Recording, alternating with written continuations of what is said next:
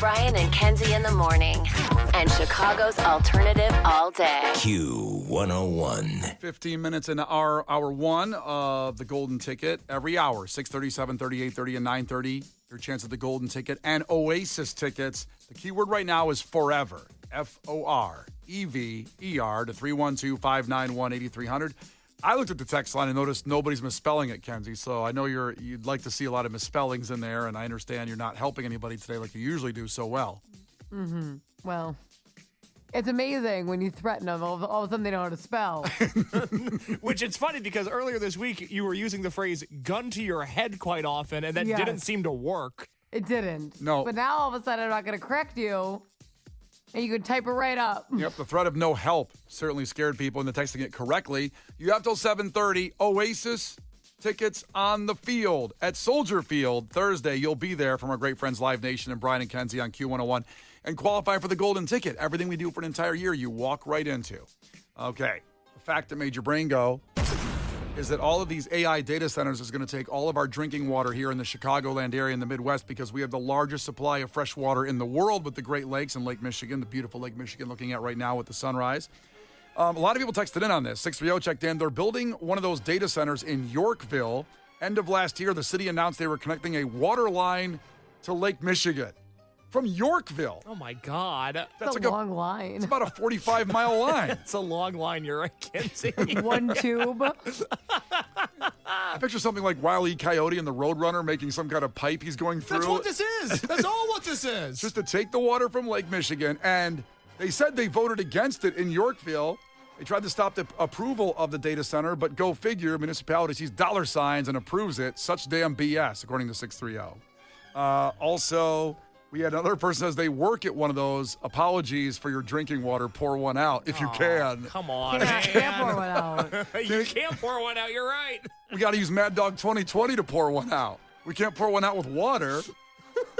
It's all we gone. definitely can't be wasting water, during these pour one out. So imagine, an alcohol you don't mind wasting. Oh, God. Mad Dog 2020. I wouldn't want to waste that either, to be honest. Take a little sip while we're pouring it out. So, breaking news yesterday, around this time, we talked about Cracker Barrel changing their logo. And they're getting rid of the old man in overalls, sitting on a barrel. He seems like a nice man. I know some people might want to imply he might be racist, the old man. But no, I don't think so. I think he's a nice man who just ate a great Cracker Barrel meal and is digesting it leaning on a barrel. They got rid of that, and they used the same font, but it's just the words Cracker Barrel over that gold background. That's it. What that caused yesterday is Cracker Barrel shedding almost $100 million in market value after the stock plunged. It fell $4.22 or 7.2% in Thursday's trading, shedding $94 million. At one point, it dipped to $200 billion. Or 200 million losing a part of their value just from the logo. It made me think for a second, what if Nike changed their logo from the swoosh? They'd lose $8 trillion. Maybe a bad luck. If Cracker Barrel can lose $100 from changing this. And I don't know, just on a side note, maybe it's a good time to buy some Cracker Barrel stock because on the dips, you buy and it goes up because at one point 5 years ago, it was 180. The stock is 54.80 now. Wow. Might want to buy some. That's not good. I mean, don't go by me. I'm working. I didn't become some kind of day trading millionaire and could retire, so. Obviously. Clearly, but I'm just trying to say maybe it's a good time to buy Cracker Barrel stock. That's always the scary thing for me because I don't understand the stock market at all, and I also don't have a ton of desire to because I can't imagine having my livelihood tied up in the health of Cracker Barrel. If I was an investor and I was taking a hit, I would have. It's like the King of Queens episode where Doug wants to sell as soon as the stock goes down and then it goes back up after they sell. But the thought of my life and my finances being tied to how well Cracker Barrel is doing, little too rich for my blood. Wouldn't be able to handle that. Honestly, boy, would you always eat there though, right? Yeah, oh my God, I'd live there. I'd pay them rents. You order your meal, doesn't go up. You're like, I'll take a drink with that. I'll take dessert with that. For the love of God. I mean, if you are going to tie yourself to the future of a company, it might as well be Cracker Barrel because at least you can enjoy yourself, like this Kenzie said, Johnny, go there and eat and help the stock. But there's other places too. It's not Cracker Barrel's not the end all be all of investment opportunities. Yeah. I don't know about that. The menu looks about the same. This is only related. The menu and even added more carb-heavy food options. So they didn't go vegan. and all of a sudden say cucumbers are on the table and stuff like that. There's still big heapings of potatoes and mac and cheese and chicken fried steak. They just changed the logo. Well, I saw a lot of discussion yesterday because we talked about it at 6:45, but it became, almost a worldwide topic online yesterday, and people were mad at Cracker Barrel for quote unquote going woke, which look, they got rid of the old man. If they got rid of the old man and he's innocent, that sucks. If you got rid of the old man and he has a whip, which some people on the text line texted in and said maybe he had a whip and that's why they got rid of him, that feels like a win for Cracker Barrel, does it not? Well, he doesn't have a whip, but the logo on the K used to swoop around this brown. K's make me nervous. What are you going to say? There's only one K. Okay. It's not CRAKKKER. See, that would be flawed. I would not want to invest in that change company. that They should logo, change yes. that. We would be behind that. I think we could all agree. We'd all three of us be behind that if that Yeah, was the logo. changing it, not keeping it. Yeah, if that was the logo, we'd agree to change it. But it was just spelled Cracker Barrel. But it does have the K going around, and some people insinuated that was a whip. Now, the old man, I want to defend the old man. He doesn't have a whip in his hand.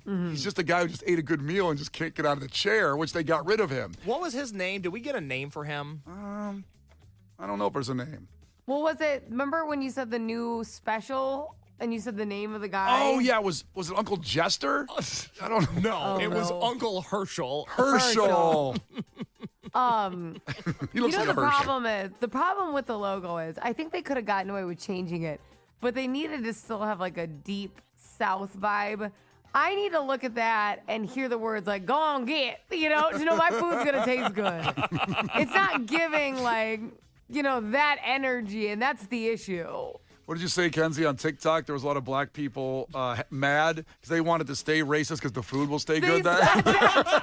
They said that this is the one thing that they're okay with. I couldn't breathe yesterday. The comments were out of this world. Somebody was like, I want someone giving me the side eye while I'm eating my pancakes. That's how I know. Oh, man. Oh, God. It reminds me of a friend of mine who's gay who, when all this stuff came out about Chick-fil-A, and he said, yeah, I know all the stuff about the guy who owns Chick-fil-A, but the chicken's really good, and I'm still going to go. I've got a brief bio on Uncle Herschel if you'd like that update. Oh, this should be good. Go ahead. So this is Uncle Herschel. This is the old man that was in the Cracker Barrel logo that is no longer there. Please don't say he led the Confederacy to something. He and his best buddy, Robert E. Lee. No. Brian's face Oh, dropped. that's close. I like him. Right now, I like him. This is on the Cracker Barrel website. On the About page, they have a section for Uncle Herschel. It says, the soul of Cracker Barrel. Uncle Herschel was Cracker Barrel Old Country Store's founder, Dan Evans' real uncle, the younger brother of Evans' mother. He helped shape not only Cracker Barrel's image, but also its values. He was our goodwill ambassador to the public. Uncle Herschel was a wealth of knowledge about rural America old country stores and what they were really like. He was a salesman for a flour company, yada, yada, yada, traveling the rural South, calling on many towns' general stores, just like Cracker Barrel does today. Okay. Good guy. Yeah, seems like a good guy. He seems like a hard worker. Bring back the Hirsch. Yeah, they got rid of him. Yeah, they woked him out of there. I don't know if they woked him out of there. I don't think this is Cracker Barrel going woke. Every time something changes, we can't just say it's gone woke. That's not how the world works. Settle down. Hey, I don't Captain think Woke. it's that they've gone woke. I know, look at him with his cape. Upsetting guy. You Gen Zers, you see, with your wokeness. And you're not in them, by the way, because you're like a 78-year-old guy in a 26-year-old body. Yeah, but You're not part of that. I mean, I kind of am, though, because I get He's called so woke all woke. the time. Case is very awake. Very awake all the time. All right, coming up in sports, a follow-up to a story we did a couple years ago about Northwestern's football program and the hazing scandal, firing Pat Fitzgerald, the coach, but he sued back, and we'll give you the result of that lawsuit. It's pretty fascinating. We'll go into that details of that story again on what happened. It's Brian and Kenzie on Q101, and if you missed the keyword, we'll give it to you again for Oasis tickets and the golden ticket after Bad Omens in 3 minutes. Brian and Kenzie. On Q101. Brian and Kenzie on Q101. The keyword this hour for Oasis tickets is forever. Forever. Text that to 312-591-8200. If you haven't done it yet, we're half hour. And if you already did it, don't do it again. A new keyword coming up at 7:30 for more Oasis tickets and the golden ticket every hour. So next 7:30, 8:30, and 9:30. And we're currently active with Forever. and text it. It's not a race. Get it right, spell it right, no emojis, get it in. And then enter next hour for Oasis tickets and the golden ticket. Everything we do for an entire year for free, you walk into from Riot Fest to Riot Fest. Before we put the Cracker Barrel story to rest, as they lost nearly $200 million in stock value yesterday after their new logo, kind of making it a very clear logo. The old man, Uncle Herschel's gone. Is it Uncle Herschel? It's Uncle Herschel, yes. Uncle Herschel, yeah. Uncle Herschel's gone. Which he kind of looks like the Colonel from KFC if you're looking for a image of that. I thought it looked like Pat Sajak, kind of. I can kind of see that, Look close at his face. It's kind of like Pat Sajak. But Trent texted in our conversation about it and said, my kid's elementary school was talking about segregation, and my kid told them it still exists. His teacher said it doesn't. He said, Cracker Barrel. I got a call from the school. Oops. They'll call you over anything. It's ridiculous. Kid says, Cracker Barrel, you got to go to school. Unbelievable. Oh, well. The Q101 Morning Crew. Sports. Well, the Brewers took Game 5 of the 5-game series with the Cubs, and Cubs won the series 3 out of 5, but they're now 7 games behind the Brewers. Really needed that game. Kyle Tucker returned, but his offensive woes struggled. 0 for 4 with 2 groundouts. Now, remember yesterday I talked about it was discovered this week after he had a really bad game on Monday that he had a broken finger back in July. Well, word is, and they're getting a lot of heat on this, the word is that, he fought to keep playing and play through a broken finger because he was hot back then. But Craig Counsell's getting paid $8 million a year. It's time to make decisions to say maybe go on the IR, go off, get the finger healed up, and then come back. But they didn't do that, so they're getting a little bit of heat because he wanted to keep playing, but a player always wants to keep playing, and now it didn't heal quick enough, and that's probably causing some of his issues. And I don't know, there's just some trouble brewing there in the Cubs camp behind the scenes. Something really nice they did yesterday, a tribute to Bob Uecker, who passed away this year in January at the age of 90. For 54 years, he was the Brewers announcer, but you might remember him better as the star in Major League. Oh, he got all of that one. So they played a version of him singing Take Me Out the Ball Game back in the day on the Jumbotron at Wrigley Field yesterday. And in his rendition, he changed the lyrics from, let me root for the home team. I'll root for the Brewers. You do it for the Cubs. Wow, fun. It was very, very emotional. Pretty cool. Also emotional today will be the funeral services for Chicago Cub Hall of Famer second baseman Ryan Sandberg. It's today, 10 a.m. It's on WGN TV. But if you want to go to the area, the Gallagher Way, they're showing it on the big screen there outside. And a lot of tributes going on. It'll get really emotional today. One of the greatest Chicago sports legends of all time. And it was shown there. And again, WGN TV. Cubs at the Angels late tonight. White Sox have the Twins on the south side. Bears tonight for their final preseason game at Kansas City. And after the 38-0 win over the Buffalo Bills Sunday, that was the most watched preseason game in 5 years. And tonight they're going to play the starters as well. Allegedly, both, who knows how many series, but Caleb Williams will play the ones against the ones of Kansas City. Patrick Mahomes will play too. That's tonight at 7 on Fox. See, a lot to watch. And one more thing to watch down the road, Chicago Bulls honor Derrick Rose. They're going to retire his jersey. We talked about that earlier this year. And it's going to happen January 24th as they take on the Celtics at the Madhouse, that ceremony. This story fascinated me as it came out of nowhere, as I thought it kind of went away. Northwestern University and former football coach Pat Fitzgerald, he got fired when hazing allegations came toward Northwestern's program in 2023. They kind of looked into it, and then they fired him a month after only these things started. He sued back, one of the beloved Pat Fitzgerald of playing for them and then being their coach. He sued back for $130 million, Kenzie. Oof. $130 million to Northwestern.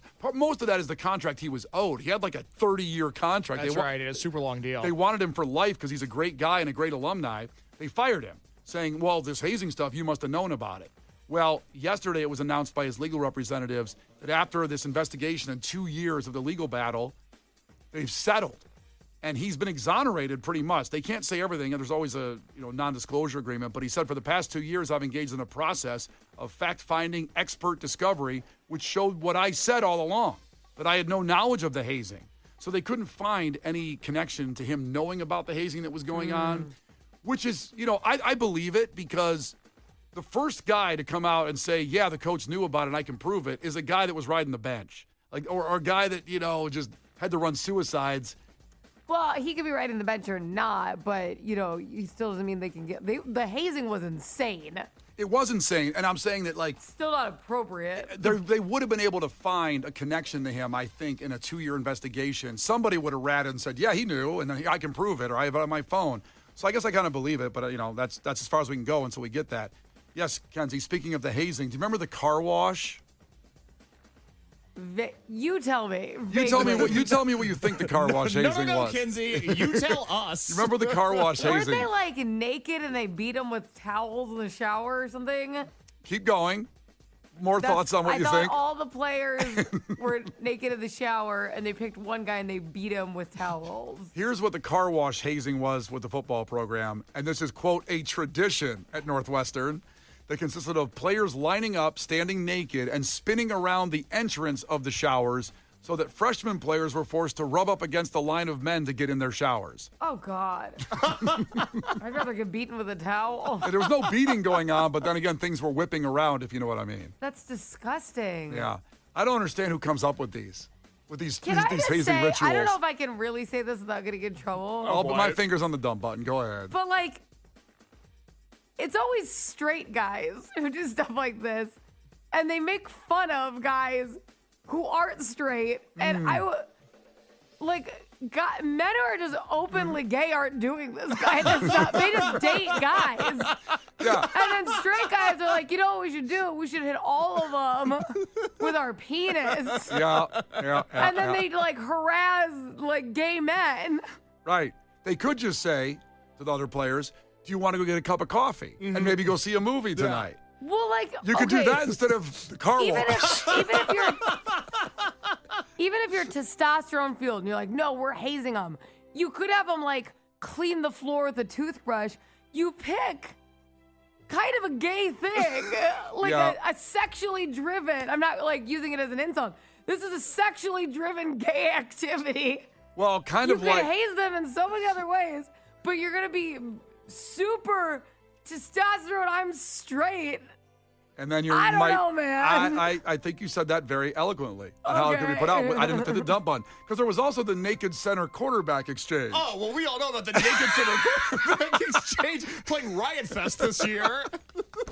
That band, their debut album was amazing. Yeah, it's a shame they sold out after that. Tell us about the naked center quarterback exchange, Brian. I don't know if I need to go into big detail because it kind of explains it. No, I want to hear. Well, again, it's in quotes, a tradition that called for freshmen to execute a routine center quarterback snap while both were naked. Now, you know what that is, right? The center's bent over, and then you go behind him and put your hands right in the crotch area to get the football. That was a tradition, too. Again, if you wanted to haze them, like they could clean stuff. They could have to stand on 1 foot for 17. Like they're picking really sexual activities. Mm-hmm. It's always the straightest guy in the room. Yeah. Like, I've gone through life with a lot of people thinking that I'm gay, and I'm not, but I'm very comfortable with where my sexuality is at. None of this sounds like, oh, man, I want to give that a try. It's not fun. It doesn't sound fun. Now, Lucas brings up a good point on the text line. Brian, you said they could just invite them to coffee. They could get coffee, go see a movie, and then do a consensual car wash. Oh, if I was gay, a car wash sounds awesome. I would do the car wash every weekend. That sounds great. That's not good. The Brian and Kenzie Show. On Q101. The Brian and Kenzie Show.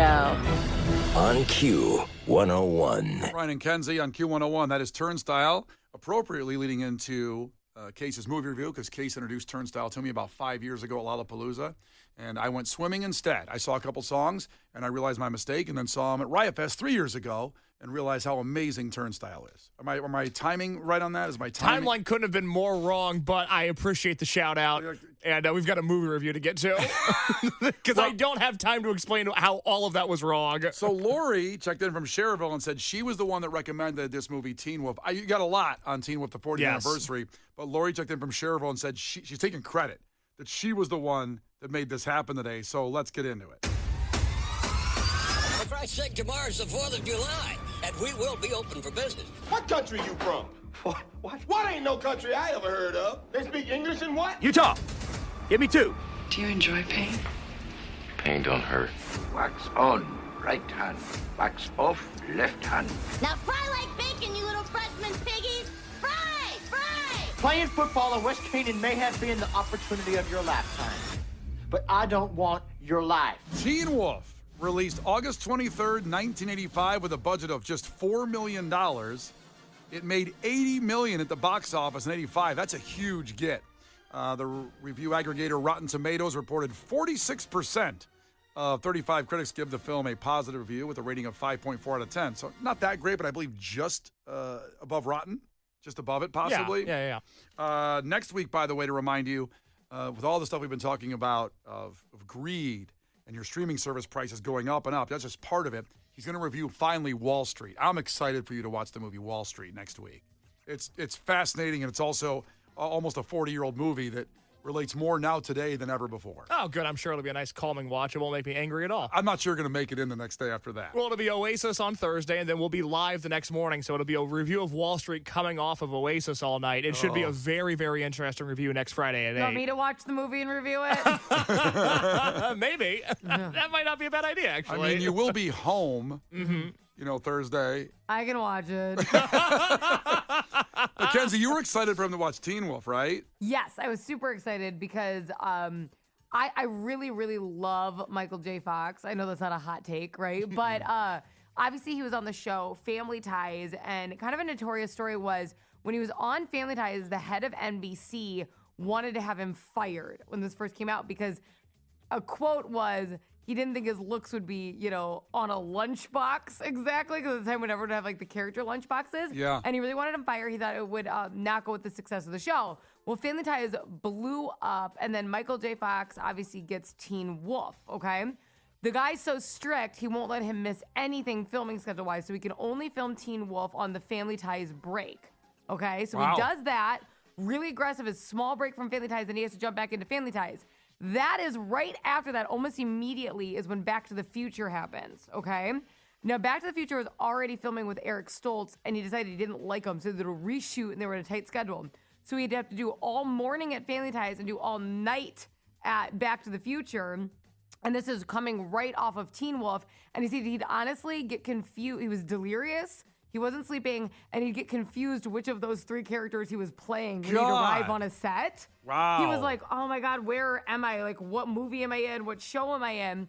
Anyways, obviously, all of them are successful. All of them are amazing. And when a lunchbox comes out with his face on it, he sent it to the head of NBC. Oh, hell yeah. That's a great factoid. All that fact. That's pretty wild. Crazy time. Did she steal your whole review? Was that, were you going to put that in a review? No, I have more to say. Let's start with the trailer. Hello? Michael J. Fox. He's got style. Right. He's got class. Looking for someone in particular? Not you. He's got hair. All over his body. I'm going through changes. There's something different about you. Michael J. Fox is a wolf in teens clothing. Teen Wolf, rated PG. Now playing at a theater near you. Now that's an 80s trailer. Yeah, Teen Wolf, Michael J. Fox. He's got hair all over his body. I love it. So, in case you watched Teen Wolf, what did you think of Teen Wolf? I think everybody that belongs to the production of this movie should be in jail for this. Jesus. This is an unacceptable work of, I'll use quotations to say, art. It made me, we've talked a lot this year by watching The Breakfast Club and Top Gun and a lot of core 80s movies about how maybe the 80s are an overrated decade and maybe mainstream 80s stuff is the worst entertainment to ever exist. All right, calm down. And boy, Teen Wolf, let me tell you, I would not call this a good movie. This has been the fun part of doing these reviews is I discover things like Pulp Fiction and Heat, some of the greatest movies ever made. And then I run across a movie like The Goonies or Teen Wolf that feel like an abomination to movie makers across the globe. Don't lump Goonies in with Teen Wolf. Oh, take it out of your trust me, mouth. Trust me, Goonies is far worse than Teen Wolf. It's the worst movie I've ever seen. I may stop this review right now. But fat kids yelling at each other for 2 hours. No, thank you. Go ahead. Fat Kenzie? I said fat kids. I don't know. We'll go back to the tape. We may have to go back to the tape on that one. I did not say Kenzie. Man. So Teen Wolf, for those that haven't seen it, is a movie about the literal worst basketball player on the planet, Michael J. Fox. He can't dribble, he can't shoot, he can't run. He's the sweatiest human being I've ever seen. He's way sweatier than anyone in Top Gun. And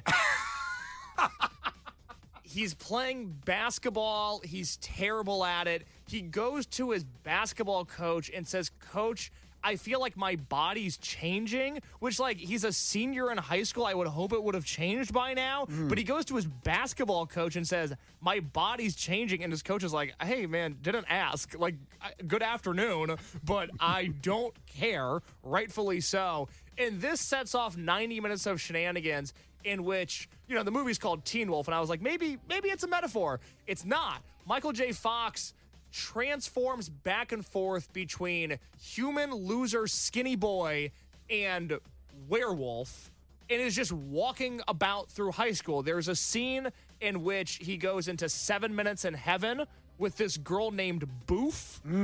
I don't know why her name's Boof. Boof. They never explain why this pretty cute girl. She's adorable. I love her. And he treats her terribly throughout the entire movie. They're in 7 Minutes in Heaven making out. Did you ever do anything like that? Now, why would you ask that when you know the answer's no? I feel like you're just hating because That's what I'm saying. To make out and you didn't. I think you saw this and again thought you did high school wrong. Well, that party's crazy because that party has an MC. There's a guy with a live mic walking around the party. And when they cut to the party scene, this is a good question because I never went to a party in high school, was listening to Oasis by myself. Try to explain the angst on the 80s, but go ahead. So they cut to the party scene, and there's two girls in bikinis covered in whipped cream laying on the floor in handcuffs, and they're trying to get to their feet. Is this a traditional party game that I don't know about? At Northwestern. Yes, that's right. It's a tradition. Yep. We love it. It's fun. We're family. So he's in 7 Minutes in Heaven with Boof, and she's into him, by the way. She's like all about young Twinkie Michael J. Fox, and he turns into a wolf while they're making out. He tears the back of her shirt so that she goes home looking like Hulk Hogan with the pre-ripped shirt. Good reference. Thank you. Pour one out for Hulkster. And all of a sudden, like, he's just a wolf, and no one seems to think it's weird. In fact, Boof comes back the next day and she's like, ball up top. I want to see you again. Like, let's do more 7 Minutes in Heaven. He finally fully makes his transformation after turning into a wolf at home where his dad walks in on him and goes, oh, yeah, I'm a wolf too. I was hoping this was going to skip a generation. Never addressed further. Don't know why they're a wolf. Don't know what happened. His dad, who was also a wolf sometimes, just goes, oh, yeah, I was hoping that was going to skip a generation. And it didn't. Yes, but see, that was a great revelation. And to your point, you don't like long movies. If they had to do a whole arc on how the whole family is wolves going back hundreds of years, it would have taken away from maybe your enjoyment of the movie. Don't you think that would have been more interesting than watching an all-white basketball team play basketball? I don't know. I'm not so sure. So they're in the middle of a basketball game. There's a loose ball. Michael J. Fox dives on the floor for the loose ball. For some reason, there's no whistle despite 6 guys being tied up going for this ball. And while he's on the bottom of the pile, he fully transforms into a wolf. Yes. He stands up. It's a great scene, by the way. It's a monumental point in my life as a kid. He stands up. He starts dribbling the basketball. Nobody says anything. Nobody runs out of the gym in horror. Brian, if I was the town sheriff, I would have shot him dead at center court. Nobody does anything. And Michael J. Fox, for some reason, now that he's a wolf, is able to drive to the lane and hit a reverse dunk. They never explain why being a wolf makes you better at basketball. It's the plot of this movie, and it's not explained whatsoever. Don't you think white guys would be better if they were all wolves? I agree. Anybody would be better than white guys playing basketball, but a wolf doesn't automatically make you good. Well, he's so much bigger and stronger now. But he's just hairier. He's not bigger or stronger. He's just hairier. If you're turning into a wolf, you're probably getting some more muscles and stuff. He gets thicker. His no, calves that's get hair. That's just hair. I thought he got better calves when the hair came out. You know what's crazy is the day after he turns into a wolf for the first time, the school paper, they show the headline, and I forget what their team name is. It's not the Dragons. They're playing the Dragons. But the school paper says, can they win 2 in a row? Not, boy turns into wolf on basketball court. What are we doing here? If it was today, that would have been the lead. TMZ would have been there. A kid turned into a wolf on a basketball court. And it's just not a big deal. In fact, being a wolf makes him more popular. I don't understand that. I wasn't popular in high school. I don't think transforming into a wild animal would have made me more friends. Well, maybe you should have tried it. I guess I should have. Yeah, I think this is the angst I hear in this. Is that, again, you're. But I'm not jealous of him. I think you're seeing again something you should have done in high school. Jealous. You sound a little. I'm not jealous. You need to listen back to this later. I'm not jealous of Michael J. Fox turning into a wolf and dunking a basketball. It sounds like you're jealous. He was popular and he got good at basketball. Two things that didn't happen to you. That's right. Wow, that hurt my feelings. I have thoughts on the school dance. Can we go to a break and then come back? Yeah, we got to finish this up. You have some more audio of the school dance and his rating of Teen Wolf. With boy, I'm curious about this one. This is going to be really high. I don't know if that's appropriate tease because I think we know where this is going. But Case's movie review on the 40th anniversary of Teen Wolf will do the conclusion in just about 6 minutes. The Brian and Kenzie Show. On Q 101. The Brian and Kenzie Show. On Q 101. Well, we're in the middle of Case's movie review, a rating of Teen Wolf coming up in a second on the 40th anniversary. First, to remind you, you have about 9 minutes left to text SONIC in, SONIC, to 312-591-8300. That gets you Oasis tickets at Soldier Field and qualifies you for the golden ticket. Everything we do for an entire year, you walk into from Riot Fest to Riot Fest. Now we have a new keyword coming up at 8:30. Another chance at more Oasis tickets in 9 minutes. But if you haven't gotten Sonic in yet, SONIC to 312-591-8300, please do that. We want everybody to win. Got a text from Joanne in the middle of this review. If you didn't hear the first part, you got to go back to the podcast. Case is on fire on this review of Teen Wolf. Quote, everybody should be in jail who was involved in the production of this movie. Mm-hmm. Joanne texted in and said, I usually want to punch Casey in the face when he reviews a movie. This is true. But I'm still with him on this one. Oh. So Joanne, checking in from Addison, likes your review so far of Teen Wolf because she didn't like it either. I greatly appreciate that. Just to recap, if you're just joining us, Teen Wolf is a story about Michael J. Fox becoming a literal wolf after previously being the sweatiest basketball player known to man. His dad is also a wolf, but that's never really addressed. His dad just says, I was hoping this would skip a generation. Anyways, moving on.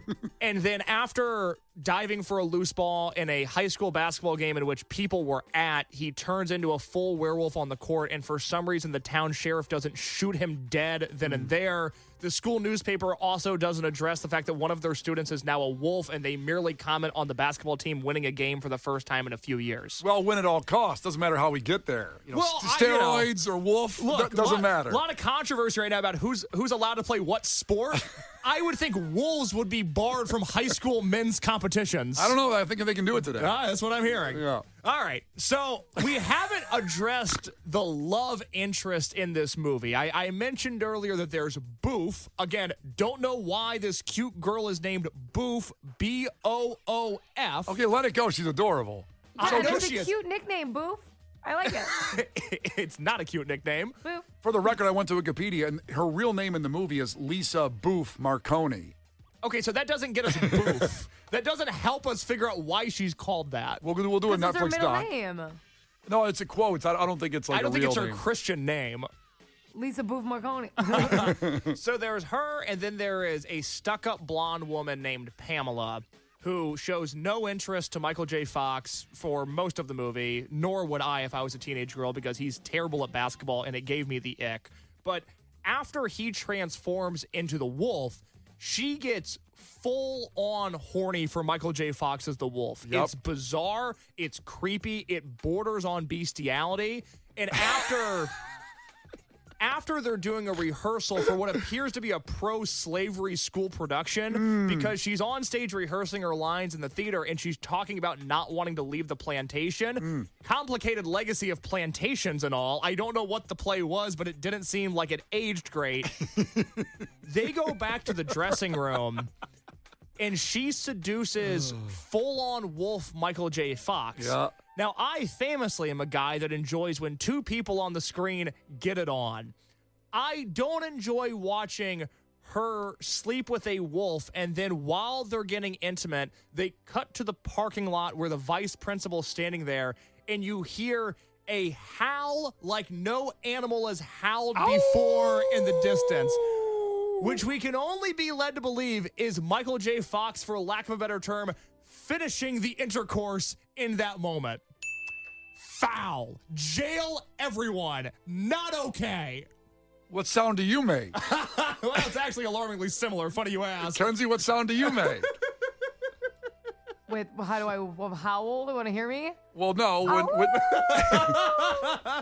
Well, it's a case, but causing what that howl. We don't need Kenzie to make the noise. We do not need Kenzie to make the noise. You must pay for that if you want Kenzie to make the noise, and this is a free show. And my Venmo. Hold on, let me scan your QR code. Hold on a second. Let me get my phone. So all of this is look, this is not a good movie. The basketball scenes, for those that maybe haven't watched this in a while, they loop basketball scenes repeatedly because Michael J. Fox had never played basketball before, and that's not a sport that you can pick up super quickly. You kind of know whether somebody's athletic or not the first time you throw them a basketball, let alone they shoot it. So they shot an hour's worth of basketball footage. They could only use seconds of it, and the director has since said in the 40 years since this movie was released that the uncut basketball footage has been locked in a vault that nobody has seen because it makes all of the actors look so bad. Well, I need to see that footage. I know. It's never been released. Release the tapes. It's like the Epstein list. We can't get our hands on it. Well, if we're not getting the Epstein, we're not getting that footage. I know. Well, they have to pick one of them. They've already denied the Epstein thing again this week, so let's petition for at least Teen Wolf. Yeah, we can't get let's that. pivot. We got to pivot, guys. And this movie ends with Michael J. Fox not being a wolf, but then he's like good at basketball now, and he helps his team win a championship. And it is just a terrible movie. The good news is that it's a fun, bad movie. It is one that there's a positive on it. If I see it on again, I'm going to flip it on. I'm going to make fun of it. I'm going to have a good time. It's not like The Goonies, which I found to be irredeemably horrible and completely unwatchable. But in the year and a half that we've been doing these movies, I hated Braveheart. I hated The Matrix. I hated The Goonies. And I've got to say, if I was going to make a bottom four, I think this would be the fourth worst movie I've seen. Ooh, a Mount Rushmore of bad movies. Suck, yes. Which is what Pamela was doing to a werewolf in the dressing room of the theater department. Ow! Ow! That's enough. So what are you going to rate this movie in howls? I'm going to rate it out of howls. And Teen Wolf on the 40th anniversary, I regret to inform you, it is 2 howls out of 10. 2? A completely irredeemably awful movie. Has anybody gotten 2? Those other bad ones gotten 2s? Oh, The Goonies got a 0.5. The Goonies is the worst thing I've ever seen. Wow. Okay, well, there you go. Cage's movie review. You can comment and DM him at will. And next week, again, it will be Wall Street. So get ready for that. And right after Oasis, 5 minutes away, we will give you the key word, the next opportunity to win Oasis tickets after Oasis. Brian and Kenzie, Q101. Brian and Kenzie in the morning. And Chicago's alternative all day. Q101.